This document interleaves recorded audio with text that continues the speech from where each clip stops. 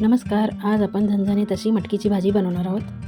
त्यासाठी एक खोलगट तवा घेतलेला आहे, लोखंडी तवा आहे. त्याच्यात आपण 2 चमचे मोहरीचं तेल टाकून घ्यायचं आहे. तेल छान गरम होऊ द्यायचं, धूर निघस तोपर्यंत. तेल गरम झाले की 1 चमचा मोहरी, जिरं टाकून घ्यायचे. जिरे छान तडतडले की आपण त्याच्यात एक बारीक कट केलेला कांदा आहे तो टाकून घेऊ. आता कांदा व्यवस्थित परतून घ्यायचा 1 ते 2 मिनटं. कांदा छान असा भाजत आलेला आहे. थोडासा लालसर करायचा आहे आपल्याला कांदा. तर कांदा छान असा भाजत आला की 1 चमचा आलं लसूण पेस्ट आहे ती सुद्धा त्याच्यात टाकून घ्यायची आणि ती सुद्धा 1 मिनिट आता कांद्यासोबत परतून घेणार आहे.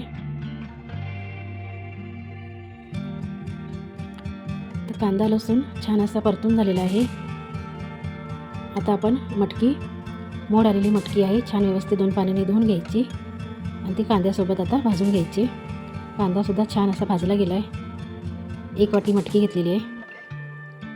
मटकीला छान असे घरीच मोड आणलेले आहेत, बाजारातून नाही आणलेले. किती छान असे मोड आले बघू शकता. आता मटकी आपण परतून घेणार आहे 1 मिनटं कांद्यासोबत. तर मटकीचा जो उग्र वास असतो ना तो असा भाजल्यावर निघून जातो.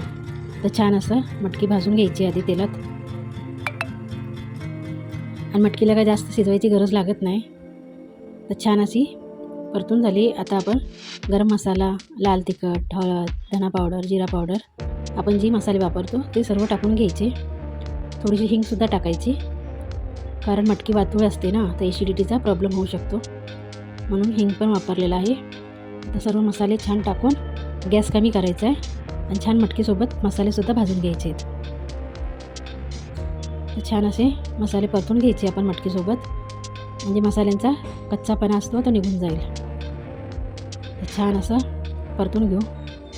मग आपल्या आवडीनुसार त्याच्यात आपण पाणी टाकून घ्यायचं आहे. आपण मटकीची उसळ करणार आहोत सुकी. तर आपण 1 ग्लास पाणी टाकून घेतलेले आहे. आता छान अशी उकळी येऊ द्यायची.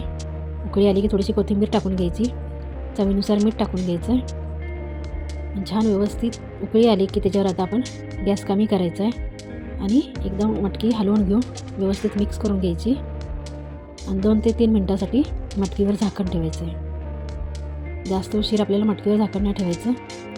जास्त शिजवलेली मटकीसुद्धा चांगली लागत नाही, अशी खूप छान लागते. एकदा नक्की करून बघा. तर छान अशी मिक्स झालेली आहे. तर रेडी झाली आहे झणझणीत अशी मटकीची भाजी. एकदा नक्की करून बघा.